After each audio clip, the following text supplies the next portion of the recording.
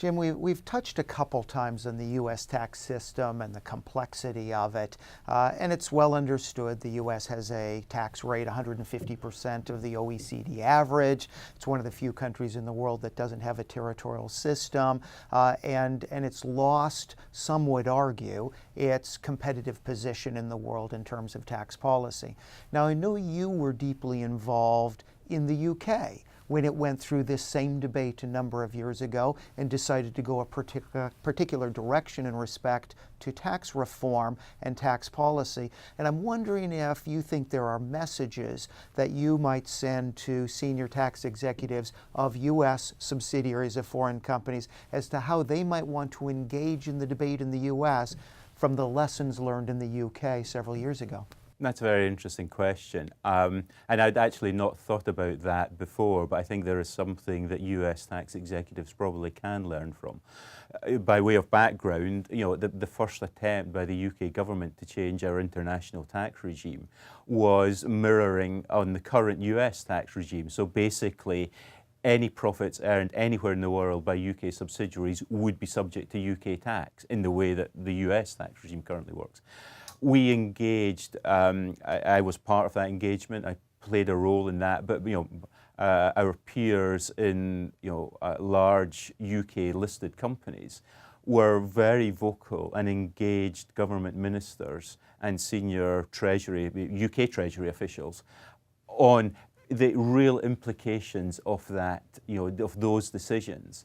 And with proper discussion, proper debate and proper interaction between ourselves and government, we persuaded government that actually this approach was fundamentally wrong. And I can remember some of the examples that we talked about in those discussions around the company that I worked for at the time had a Mexican chewing gum business. Why should those profits be taxed in the UK? There were other similar examples by other companies. But using those kind of sort of simple examples help ministers and Treasury officials understand.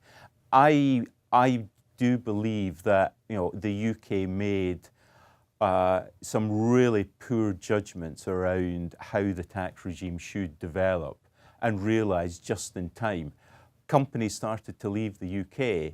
It doesn't seem like a coincidence that companies are now starting to leave the US because they don't believe that there is a serious chance of reform in the foreseeable future, and the value that can be created by doing something different, by structuring yourself different, which was a wake-up call to the UK government.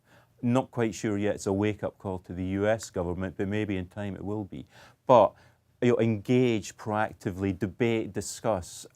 These are the real practical implications of what you're suggesting. This is what companies will do, and at the moment, it's you can put that in the present tense. This is what companies are doing. On the current discussions in the UK around OECD and BEPS, again, a number of us are trying to proactively work with the UK government, with the UK Treasury, explaining what the implications are. Some of that's being received quite positively in that engagement, some of it not quite so positively for reasons that actually I'm not too sure why. But again, trying to just encourage government to think about, this is what this really means. Have you thought through all the consequences? And it's not necessarily the consequences today or tomorrow or next month. It's the consequences in 3 years' time. And think about it in those longer terms. So I would encourage, as the US tax reform begins to hopefully kick off, that engage with Treasury officials, with politicians, explain to them what the consequences of their decisions might be.